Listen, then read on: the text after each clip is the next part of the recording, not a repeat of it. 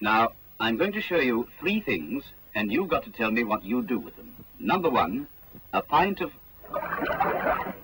Well, you seem to know what to do with that one, all right. Number 2, a handkerchief. Excellent. Remember, coughs and sneezes spread diseases.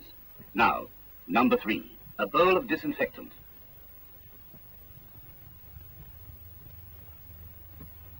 Hey, you don't drink it, man. That's for the soiled handkerchief, which is full of germs. You put the handkerchief into the disinfectant, which kills the germs and so stops the spread of infection. Now, let's get this quite clear. You sneeze into the handkerchief and then put the handkerchief into a bowl of disinfectant to kill the germs. Not in with the family's washing. Got it?